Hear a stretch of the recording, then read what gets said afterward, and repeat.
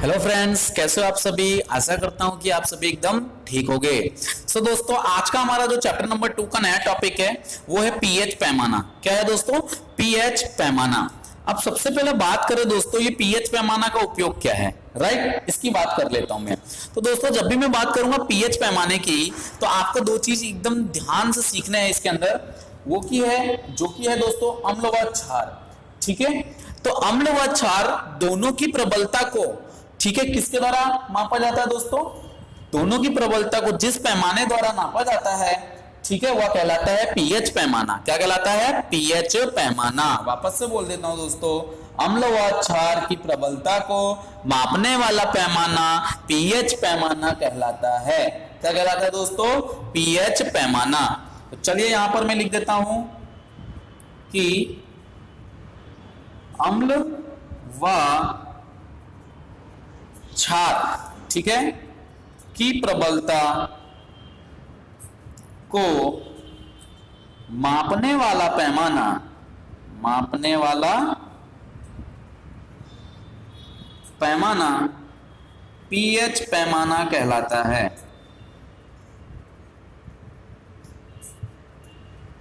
क्या कहलाता है दोस्तों? पीएच पैमाना। क्लियर, समझ में आया? अम्ल व क्षार की प्रबलता को मापने वाला जो पैमाना है वह पीएच पैमाना कहलाता है। यहां पर दोस्तों आपको पीएच ऐसे नहीं लिखना है, ये पीएच ऐसे ही लिखना है। Okay, clear?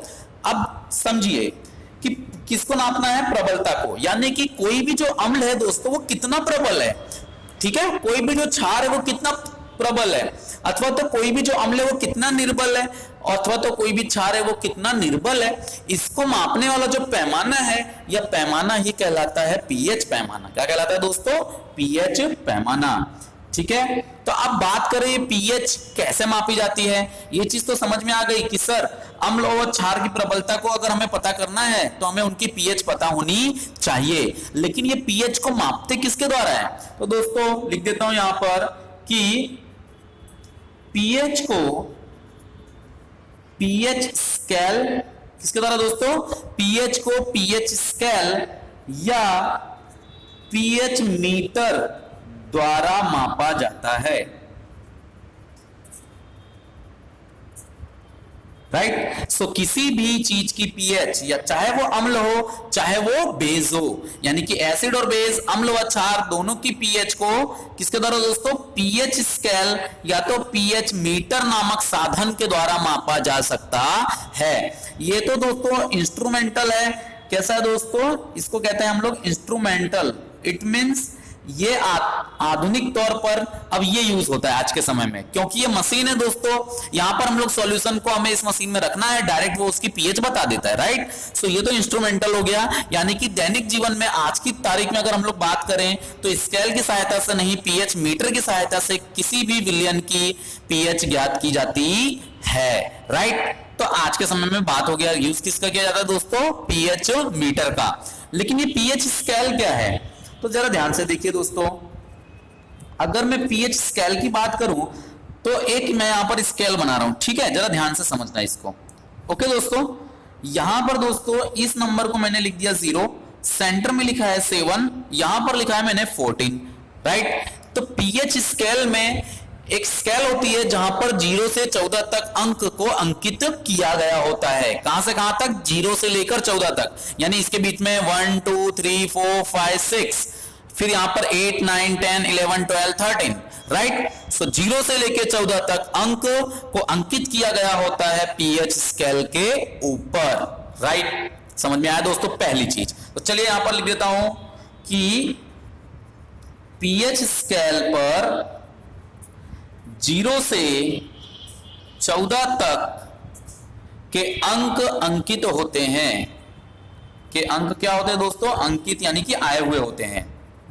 अंकित अथवा तो आए हुए होते हैं।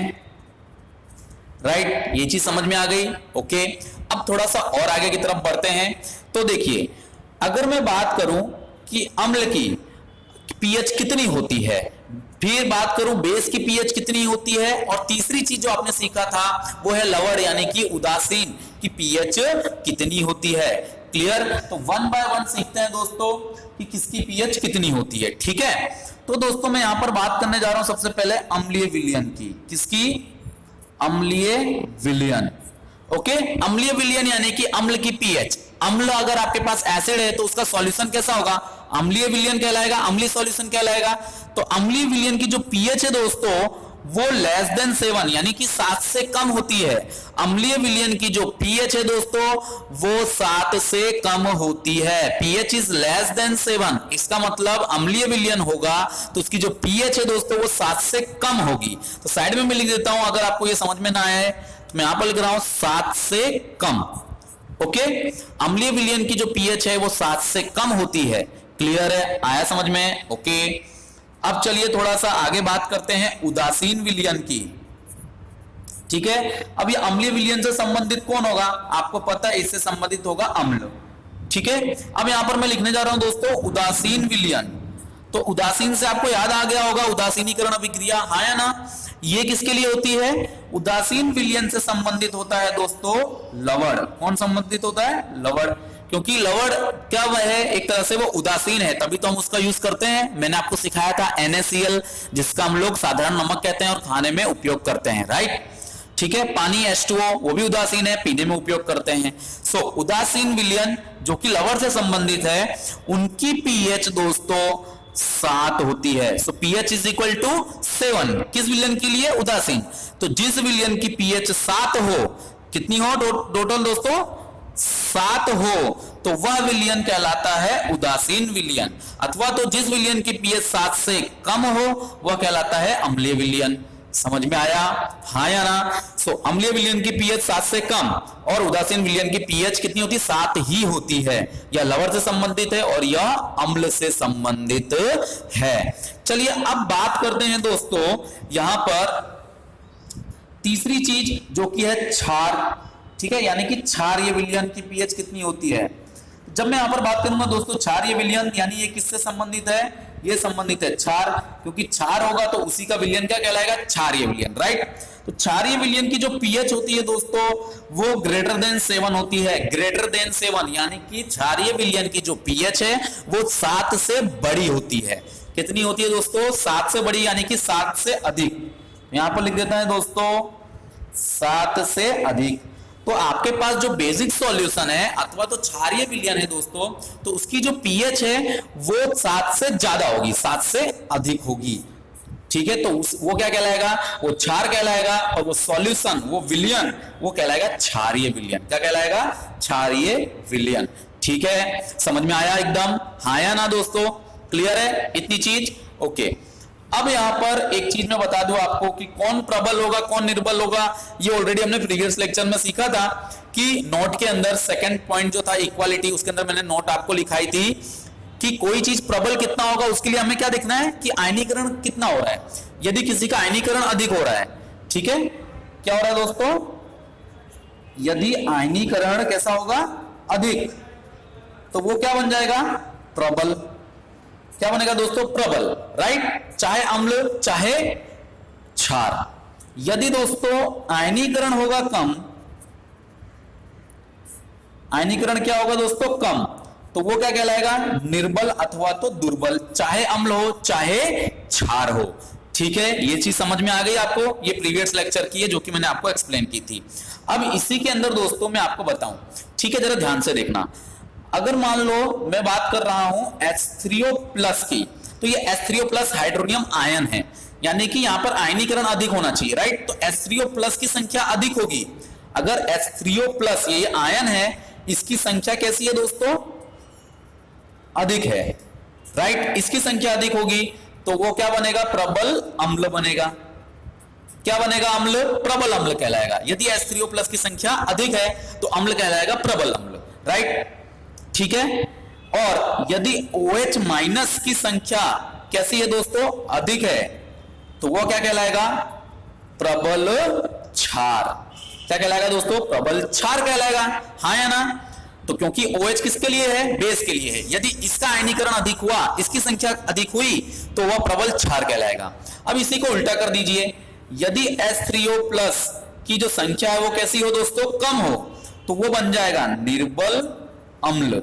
क्या बन जाएगा दोस्तों? निर्बल अम्ल, राइट। और यदि OH माइनस की संख्या हुई कम तो वो बन जाएगा दोस्तों निर्बल क्षार।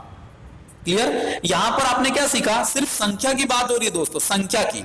H3O+ की संख्या अधिक तो प्रबल अम्ल, H3O+ की संख्या कम तो बन जाएगा निर्बल अम्ल। यदि OH माइनस की संख्या अधिक तो बन गया प्रबल क्षार, यदि OH माइनस की संख्या कम तो बन गया वो निर्बल क्षार। संख्या की बात हो रही है, राइट। अब मान लीजिए इनकी सांद्रता दी गई हो, तब क्या होगा? H3O+ की सांद्रता दी गई हो तब क्या होता है? तो जरा ध्यान से देख लीजिए कि मान लीजिए H3O+ की सांद्रता क्या हो? अधिक हो, ठीक है। तो H3O+ की सांद्रता जितनी अधिक होगी, जितनी अधिक होगी उतना ही pH कम होगा, उतना ही pH क्या होगा दोस्तों? कम होगा। ये एक लाइन आपको याद रखनी है। क्यों याद रखनी है? जरा ध्यान से देखिए।